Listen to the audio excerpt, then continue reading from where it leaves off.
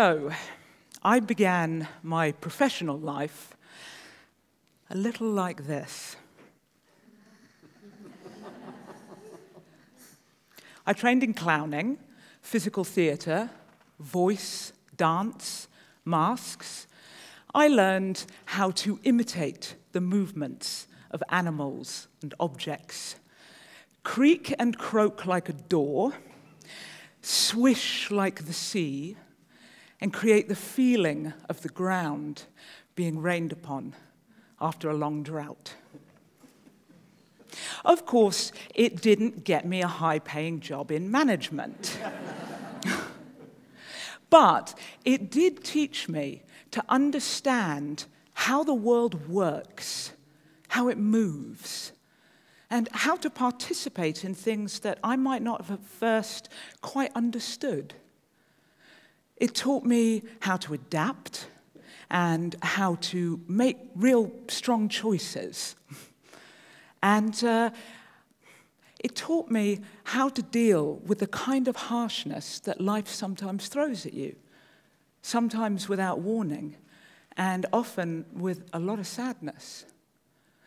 But today, I'm here to talk about education, or more specifically, how to create forms of education that are as relevant to the students' own lives as they are to, say, examining boards, or to anxious parents who often invest a huge sum of money in their child's higher education without really knowing if what they're learning is going to help them participate in the future.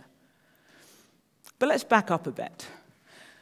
So before I started creating these kind of programs and publishing and talking about this kind of stuff, I was training young undergraduates who wanted to be actors. So what I focused on with these young people who had enormous dreams and ambitions and the immense drive to see it all through was not just how to be a good actor, was not just how to secure industry representation, but rather how to develop and enhance and really take charge of their own creative worlds. So this meant things like observing how students understood and performed how they felt it was to be human, in and amongst the entangled web of factors that make up our everyday world. It's an act of pure love. And as we know from watching innumerable TED Talks and things like that, doing what you love with passion and perseverance really is the way that you change the landscape of the future, really is the way that you can succeed in your life.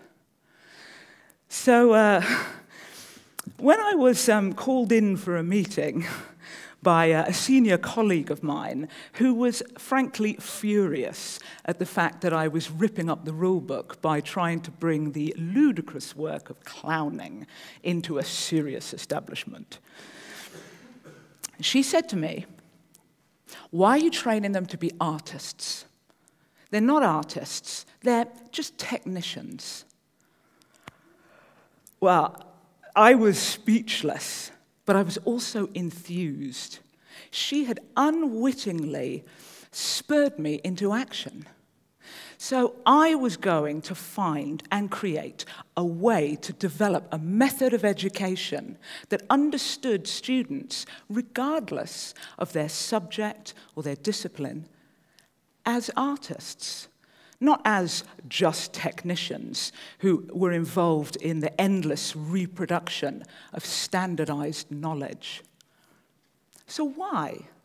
I mean, why should thinking like an artist matter? I mean, surely if you're teaching management studies in a business school, you don't need to incorporate the work of clowning into your curriculum. Or do you? Because the work of clowning and physical theatre is not just about teaching students how to cooperate well together, or preparing them to really ace the trust exercises at the next corporate meeting that they're going to have. Rather, this kind of work is based on a premise. And it's the premise that's important. When you devise a performance, you learn how to recognize and work with your own unique way of being human. You learn how to participate. You learn how to work with what your own way is to create something out of nothing. So you participate in and create the features of the world that you're entangled with, that are relevant to you. So this is another kind of intelligence, but it's no less as powerful or as critically smart as academic forms of intelligence. Now, combining these two ways of thinking and knowing about the world together, that's the ticket. So imagine fusing these different forms of knowing together at the very root level of teaching and learning, with subjects like management studies, law, even the sciences, politics, environmental studies. So instead of just downloading information and processing it into an essay or into a multiple choice, and then uploading that back again in an endless feedback loop, what if you started to create your own take on knowledge? What if you started to critically assess and understand how you participate in the development of your own subject that you're studying as part of your everyday life?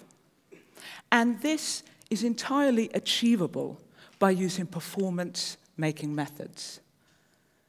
Now, I believe that critical thinking and entanglement have never been of more importance to the development of 21st century education than they are now. Why?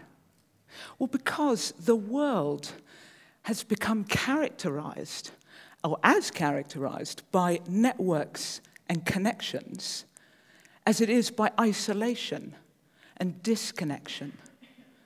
It's a world now of the exponential growth of technology, the likes of which we cannot imagine and certainly are not prepared for. So how do we want to start practicing the art of being human in light of all of this? So here's an example, a more domestic example, if you like, about how technology is changing our lives. A few years ago, I came home to find my then-partner's teenage daughter and a friend of hers sitting on the sofa watching a scary film. I marveled at the fact that whilst they were silent and clearly absorbed in the film, they were simultaneously texting on their phones and tapping away at their tablets. Now, apparently, they were messaging friends about the experience of watching the film, whilst also researching the actors. They were still clearly engrossed enough in the film because they were jumping up in fear at every second moment. Now, that is a lot of complex thinking and researching taking place across different platforms at the same time. The fact that I thought it was a bit weird and why they didn't just concentrate on one at a time apparently was a sign that I was just so old school. But it highlighted the point, the fact that technology has changed the way that we interact, the way that we connect. So how do we want to connect and interact? And that is definitely a hugely important question for the development of 21st century education. And I don't just mean connect with other people, I mean connect with other environments, with other species, with other new technologies. It's a hugely important question. So, in the work that I've been undertaking, I've been developing very specific curriculum programs and pedagogic tools and ideas. But the broad brushstrokes of what I do can basically be summed up in 4 foundational principles. 1, use the thinking strategies that underlie the work of collaborative performance making. 2, teach students how to spot their own and others' knowledge-making processes in development. Now, this sounds maybe a bit much, but it's actually really very simple. What are they actually doing there and then in the room? How are they practicing knowledge? 3, so how does that in itself fit with critical tropes? So things like the theories that they learn about in their textbooks. And lastly, 4, kind of invite students to collaboratively feed back on what they saw themselves and their other classmates create and produce. And how does that directly relate to how they're practicing their subject now in their everyday life?